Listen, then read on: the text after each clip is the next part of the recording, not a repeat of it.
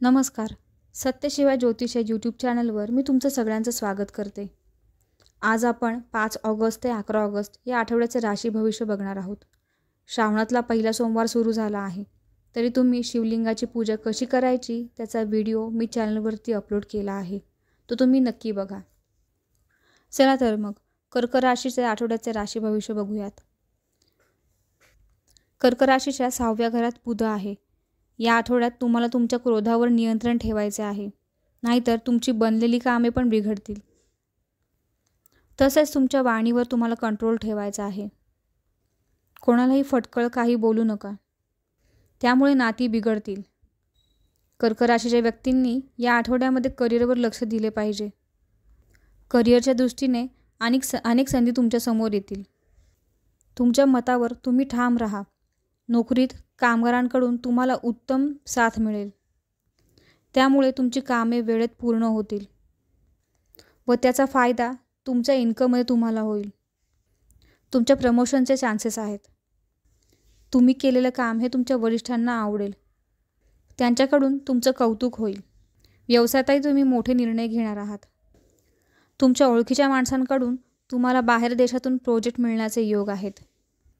एखाद्या ओळखीच्या व्यक्तीची मोठी मदत ही तुमच्या फायद्याची ठरेल. तुमच्या मुलांची या आठवड्यामध्ये प्रगती झालेली तुम्हाला दिसेल. त्यांच्याकडून एखादी चांगली न्यूज तुम्हाला ऐकायला मिळेल. विद्यार्थ्यांना या आठवड्यामध्ये अभ्यासात थोडी मेहनत घ्यायला लागणार आहे. तुम्हाला ज्या विषयांमध्ये अडचण येत आहे त्या अडचणी शिक्षकांना सांगा व समजून घ्या. प्रेमी जीवनामध्ये सगळं चांगलं असेल. फिरायला जाण्याचे योग आहेत. वैवाहिक आयुष्यही चांगलं असेल. जोडीदाराची चांगली साथ लाभेल. जुनी भांडणं मिटतील. घरात आनंदाचे वातावरण असेल. तुमच्या आरोग्याकडे लक्ष द्या.